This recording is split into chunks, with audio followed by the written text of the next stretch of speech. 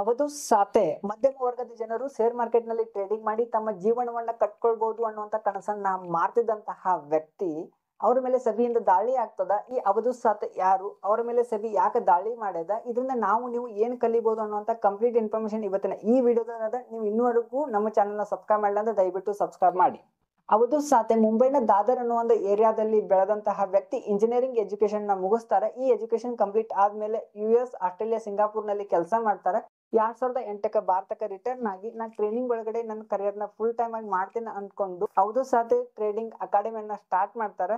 ಈ trading academy day by day popular ಆಗ್ತಾ ಹೋಗ್ತದೆ. ಅವಧೂತ್ ಸಾತೆಗೆ ಸುಮಾರು 52 ವರ್ಷ ವಯಸ್ಸು, 17 ವರ್ಷ IT ಇಂಡಸ್ಟ್ರಿ ಕೆಲಸ ಮಾಡಿದ ಅನುಭವ ಆದ. ಸುಮಾರು 2500ಕ್ಕೂ ಹೆಚ್ಚು ವಿದ್ಯಾರ್ಥಿಗಳಿಗೆ ಅವಧೂತ್ ಸಾತೆ ಟ್ರೇಡಿಂಗ್ ಅಕಾಡೆಮಿಯಿಂದ ಕೋರ್ಸ್ ಅನ್ನ ಕಲಿಸಿದಾರೆ. ಇವ್ರು ಕೆಲವೊಂದಷ್ಟು ವಿಡಿಯೋಗಳು ಇಂಟರ್ನೆಟ್ ವೈರಲ್ ಆಗಿದ್ದು ನೋಡಿದಾರೆ. ಶೇರ್ ಮಾರ್ಕೆಟ್ ಚಾರ್ಟ್ ನ ತೋರಿಸಿ ಪ್ರಾಫಿಟ್ ಆದಾಗ ಅದ್ರ ಜೊತೆ ಡ್ಯಾನ್ಸ್ ಮಾಡೋದಾಗಿರ್ಬೋದು, ಬೇರೆ ಬೇರೆ ವಿಡಿಯೋಗಳು ಇವ್ರು ಸೋಷಿಯಲ್ ಮೀಡಿಯಾದಾಗ ವೈರಲ್ ಆಗ್ತಿದ್ದು. ಇದನ್ನ ನೋಡಿದಾಗ ಇವರಿಗೆ ಬಾಲಿವುಡ್ ಸ್ಟೈಲ್ ಗುರು ಅಂತ ನಿಕ್ ನೇಮ್ ಇತ್ತು. ಅವಧೂತ್ ಸಾತೆ ಟ್ರೇಡಿಂಗ್ ಅಕಾಡೆಮಿ ಇದೊಂದು ಚಾರ್ಟ್ ಆಗಿರ್ಲಿಲ್ಲ. ಇಲ್ಲಿ ಕಂಪ್ಲೀಟ್ ಕರಿಕ್ಯುಲಮ್ ಆಕ್ಟಿವಿಟೀಸ್ ನ ಇವ್ರು ಕೊಡ್ತಿದ್ರು. ಕರೆನ್ಸೀಸ್, ಕಮ್ಯುನಿಟೀಸ್, ಇಕ್ವಿಟೀಸ್, ಅದ್ರ ಜೊತೆ ಟ್ರೇಡಿಂಗ್ ಸೈಕಾಲಜಿ, ಟ್ರೇಡಿಂಗ್ ಫಿಲಾಸಫಿ, ಆಮೇಲೆ ರಿಸ್ಕ್ ಮ್ಯಾನೇಜ್ಮೆಂಟ್, ಈ ತರ ಡಿಫ್ರೆಂಟ್ ಕೋರ್ಸ್ ಗಳನ್ನ ಕೊಡ್ತಿದ್ರು. ಅದ್ರ ಜೊತೆ ಯೋಗ ಮತ್ತು ಸತ್ಸಂಗಗಳನ್ನ ಆರ್ಗನೈಸ್ ಮಾಡಿ ಇವ್ರ course day by day popular ಆಗ್ತಾ ಬರ್ತದ. ಇವ್ರದ್ದು on and average course fees ಎಷ್ಟಿತ್ತು ಅಂತಂದ್ರೆ 21,000 ರೂಪಾಯಿ ಇತ್ತು. ಇವ್ರ ಜೊತೆ ನೀವೇನಾದ್ರೂ ಲೈವ್ ಸೆಷನ್ ನಲ್ಲಿ ಮಾತಾಡ್ಬೇಕು, ವೆಬಿನಾರ್ ಅಟೆಂಡ್ ಆಗ್ಬೇಕು ಅಂತಂದ್ರೆ 1.5 ಲಕ್ಷ ರೂಪಾಯಿಂದ 1,75,000 ರೂಪಾಯಿವರೆಗೂ ಫೀಸ್ ಇತ್ತು. ಇವ್ರ ಜೊತೆ ನಾವು ಮುಂದುವರೆದು ನಾವೇನಾದ್ರೂ ಮೆಂಟರ್ಶಿಪ್ ತಗೊಳ್ಬೇಕು ಅಂತ ನೀವೇನಾದ್ರೂ ಹೋದ್ರ ಇವ್ರ ಫೀಸ್ 5 ಲಕ್ಷಕ್ಕಿಂತನೂ ಜಾಸ್ತಿ ಆಗ್ಲಿಕ್ಕತ್ತಿತ್ತು. ಡೇ ಬೈ ಡೇ ಇವ್ರ ಕೋರ್ಸ್ ಪಾಪ್ಯುಲರ್ ಆಗ್ಲಿಕ್ಕತ್ತಿತ್ತು. ಇವ್ರು 4 ಮಂತ್ ಕೋರ್ಸ್ 18,000 ರೂಪೀಸ್ ಚಾರ್ಜ್ ಇತ್ತು. ಅದ್ರ ಜೊತೆ ನೀವೇನಾದ್ರೂ ಗುರುಕುಲದೊಳಗೆ ನಾವು ಅಡ್ಮಿಷನ್ ತಗೋತೀವಿ ಅಂತಂದ್ರೆ ಅದನ್ನ ಇವ್ರು ಇಂಟೆನ್ಸ್ಲಿ ಪ್ರಮೋಟ್ ಮಾಡ್ತಿದ್ರು.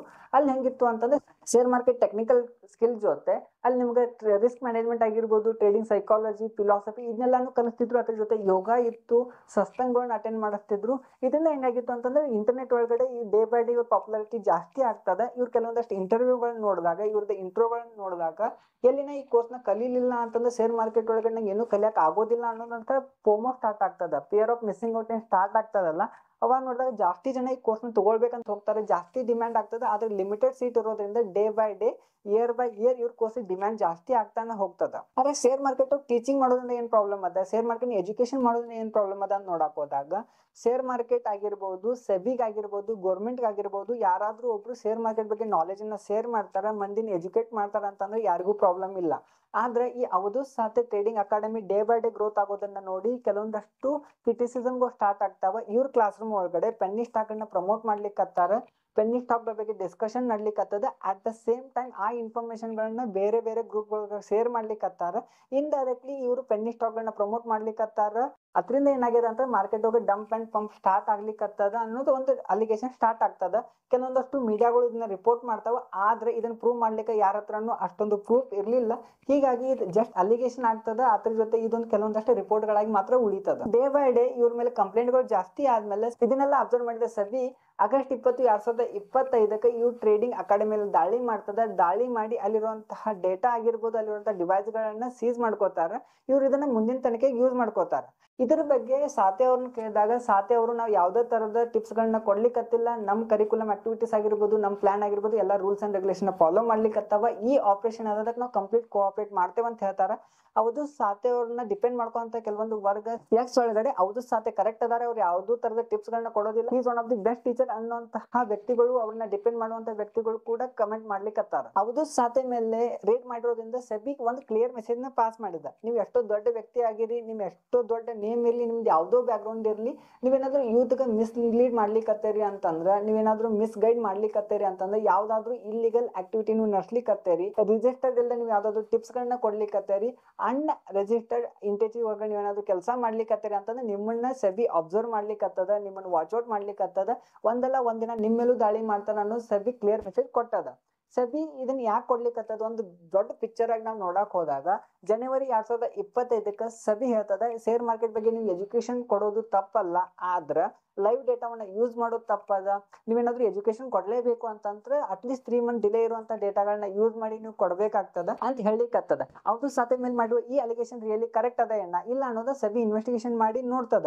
ಅವ್ರು ಸತ ಯಾವ ತರದ ಪೆನ್ನಿ ಸ್ಟಾಕ್ ಗಳನ್ನ ಪ್ರಮೋಟ್ ಮಾಡಿದಾರ, ರಿಯಲಿ ಅವ್ರು ಪ್ರಮೋಟ್ ಮಾಡಿದ್ರ ಆ ಕಂಪನಿಗೆ ಹೋದಾಗ ಅವ್ರ ಟೇಕ್ ಅದೇ ಆ ಕಂಪನಿ ಓನರ್ ಜೊತೆ ಅವ್ರ ಏನಾದ್ರು ಡೈರೆಕ್ಟ್ ಲಿಂಕ್ ಅದಾರೇನ, ಇದರಿಂದ ಯಾವ್ದಾದ್ರು ಸ್ಟೂಡೆಂಟ್ ಯಾರಿಗಾದ್ರೂ ಮಿಸ್ಲೀಡ್ ಆಗಿ ಅವ್ರು ಜಾಸ್ತಿ ಹಣವನ್ನ ಕಳ್ಕೊಂಡಾರೇನ, ಅವ್ರ ಪರ್ಸನಲ್ ಲೈಫ್ ಒಳಗೆ ಏನಾದ್ರು ಜಾಸ್ತಿ ಎಫೆಕ್ಟ್ ಆಗೇದೇನ, ಹಿಂಗೆಲ್ಲ ಇನ್ವೆಸ್ಟಿಗೇಷನ್ ಮಾಡಿ ಅವ್ರು ಸಾತೆ ರಿಯಲಿ ಇದಕ್ಕೆ ಇನ್ವಾಲ್ವ್ ಅದಾರೋ ಇಲ್ಲ ಅನ್ನೋಂತ ಇನ್ಫಾರ್ಮೇಶನ್ ಸ್ವಲ್ಪ ದಿನ ಹೊರಗೆ ಬರ್ತದ. ಆದ್ರೆ ಸಬಿ ಏನ್ ಮಾಡ್ತದ ಅಂತಂದ್ರೆ ಈ ತರದ ಯಾವ್ದಾದ್ರು ಕೇಸ್ಗಳು ಬಂದಾಗ ಅವ್ರಿಗೆ ಸ್ವಲ್ಪ ಫೈನ್ ಹಾಕ್ತದ, ಆಮೇಲೆ ಅವ್ರನ್ನ ಬಿಟ್ಟು ಬಿಡ್ತದ. ಆದ್ರೆ ಈ ದೊಡ್ಡ ಪಿಕ್ಚರ್ ಆಗಿ ನೋಡ್ಬೇಕು ಅಂತಂದ್ರೆ ಈ ಸಬಿ ಏನಾದ್ರು ದೊಡ್ಡ ರೆಗ್ಯುಲೇಷನ್ ಮಾಡ್ಬೇಕು ಇನ್ ಫ್ಯೂಚರ್ ಒಳಗೆ ಕೊಡಬೇಕು ಅಂತಂದ್ರೆ ಇತರ ರೂಲ್ಸ್ ಗಳನ್ನ ಟೈಟ್ ಮಾಡ್ಬೇಕಾಗ್ತದೆ. ಇನ್ ಮುಂದೆ ಯಾರು ಈ ತರದ ಆಕ್ಟಿವಿಟಿಗಳು ಇನ್ವಾಲ್ವ್ ಆಗದೆ ಇರೋ ತರ ನೋಡ್ಕೊಳ್ಬೇಕಾಗ್ತದೆ. ಇಲ್ಲ ಅಂತಂದ್ರೆ ಈ ರಿಟೇಲ್ ಇನ್ವೆಸ್ಟರ್ಸ್ ಏನಾದ್ರೆ ರಿಟೇಲ್ ಟ್ರೇಡರ್ಸ್ ಏನಾದ್ರೆ ಅವ್ರಿಗೆ ಶೇರ್ ಮಾರ್ಕೆಟ್ ಮೇಲೆ ಇರುವಂತಹ ನಂಬಿಕೆ ಡೇ ಬೈ ಡೇ ಹೋಗ್ತದೆ. Share market is kind of a scam ಅನ್ನುವಂತ ಸ್ಲೋಗನ್ ನಮ್ಗೆ ಆಲ್ರೆಡಿ ಗೊತ್ತದ, ಅದು ಇನ್ನೂ ಕಂಟಿನ್ಯೂ ಹಂಗ ಹೋಗ್ತದ. ರಿಟೇಲ್ ಇನ್ವೆಸ್ಟರ್ ನ ಉಳಿಸ್ಬೇಕು ಅಂದ್ರೆ ಸೆಬಿ ತಗೊಂಡಿರುವಂತಹ ಕೆಲವೊಂದು ನಿರ್ಧಾರಗಳನ್ನ ನಾವು ಬೆಂಬಲಿಸಬೇಕಾಗ್ತದೆ. ಸೆಬಿ ರಿಟೇಲ್ ಇನ್ವೆಸ್ಟರ್ ನ ಸೇವ್ ಮಾಡ್ಲಿಕ್ಕೆ ಆದ್ರ ನಿಮ್ಮ ನಡುವೆ ಇರುವಂತಹ ಕೆಲವೊಂದಷ್ಟು ಟ್ರೇನರ್ಗಳು, ಕೆಲವೊಂದಷ್ಟು ಇನ್ಫ್ಲೂಯೆನ್ಸರ್ಸ್ ಏನದಾರಲ್ಲ ಅವರು ನಮ್ಮನ್ನ ಮಿಸ್ ಗೈಡ್ ಮಾಡ್ಲಿಕ್ಕತ್ತಾರ. ಬಟ್ ಡೋಂಟ್ ವರಿ, ಅವ್ರೇನಾದ್ರು ನಮ್ಮನ್ನ ಮಿಸ್ ಗೈಡ್ ಮಾಡ್ಲಿಕ್ಕತ್ತಾರ ಅಂತಂದ್ರೆ ನಾವ್ ಇದನ್ನ ವಾಯ್ಸ್ ರೈಸ್ ಮಾಡ್ಬೇಕಾಗ್ತದೆ. ಈ ವಾಯ್ಸ್ ಏನಾದ್ರು ಸೆಬಿವರೆಗೂ ಮುಟ್ತು ಅಂತಂದ್ರೆ ಸೆಬಿ ಅವ್ರ ಮೇಲೆ ಆಕ್ಷನ್ ತಗೊಳ್ಳೋಂತ ಕೆಲಸಗಳನ್ನ ಮಾಡ್ಲಿಕ್ಕತ್ತದ. ನಾವೇನಾದ್ರೂ ಮೋಸ ಹೋದ್ವಿ ಅಂತ ಮನೇಲಿ ಸುಮ್ಮನೆ ಕೂತ್ಕೊಂಡ್ವಿ ಅಂತ ಸಬಿಗೆ ಇನ್ಫಾರ್ಮೇಶನ್ ಮುಟ್ಟೋದಿಲ್ಲ. ಈ ಇನ್ಫ್ಲೂಯೆನ್ಸರ್ಗಳು ನಮ್ಮನ್ನ ಮಿಸ್ ಗೈಡ್ ಮಾಡ್ಕೊಂತಾನೆ ಹೋಗ್ತಾರೆ. ಸೊ ಈ at the end of the story ನಾವೇನ್ ಕಲಿಬೇಕು ಅಂತಂದ್ರೆ ನಾವ್ ಯಾರೋ ಹತ್ರ ಕಲಿಕತ್ತೀವಿ, ಏನೊಂದು ಅಡ್ವೈಸ್ ತಗೊಳ್ಳಿಕತ್ತೀವಿ ಅಂತಂದ್ರೆ ನಾವು ತಗೊಳ್ಳೋಂತ ಅಡ್ವೈಸ್ ಅದು ಲೀಗಲ್ ಅಡ್ವೈಸ್ ಅದನ್ನು ಇಲ್ಲಿಗಲ್ ಅಡ್ವೈಸ್ ಅದನ್ನು ಅವ್ರ ಹತ್ರ ರಿಯಲಿ ನಾಲೆಜ್ ಅದನ್ನು ಅಥವಾ ಯಾವ್ದೋ ಒಂದು ಪ್ರಾಡಕ್ಟ್ ಸೆಲ್ ಮಾಡೋ ಸಲುವಾಗಿ ನಮ್ ಜೊತೆ ಅವ್ರು ಮಾತಾಡ್ಲಿಕ್ಕತ್ತಾರೋ ಇದನ್ನೆಲ್ಲಾನು ತಿಳ್ಕೊಳ್ಬೇಕಾಗ್ತದ. ಸೊ ಯಾರ ಹತ್ರ ನೀವು ಏನಾದ್ರು ಕಲಿಬೇಕು ಅಂತ ಹೋದಾಗ ನೀವು ರಿಜಿಸ್ಟರ್ ಅದೇರಿ ರಿಜಿಸ್ಟರ್ ಇದ್ರೆ ನಿಮ್ ರಿಜಿಸ್ಟರ್ ನಂಬರ್ ಏನದ, ನೀವೇನಾದ್ರೂ ಲೀಗಲ್ ಆಗಿ ಆಪರೇಟ್ ಮಾಡ್ಲಿಕ್ಕತ್ತಾರೋ ಇಲ್ಲೋ ಅನ್ನೋದೆಲ್ಲಾನು ತಿಳ್ಕೊಳ್ಬೇಕಾಗ್ತದ. ಸೆಬಿ ಕ್ಲಿಯರ್ ಆಗಿ ಹೇಳದ ಈ ರಿಜಿಸ್ಟರ್ಡ್ ಎಂಟಿಟೀಸ್ ಏನದಾವ ಅನ್ರಿಜಿಸ್ಟರ್ಡ್ ಇನ್ಫ್ಲೂಯೆನ್ಸರ್ ಜೊತೆ ನೀವು ಅಸೋಸಿಯೇಟ್ ಆಗೋದಿಲ್ಲ ಅಂತ ಹೇಳಿಕತ್ತಾರ.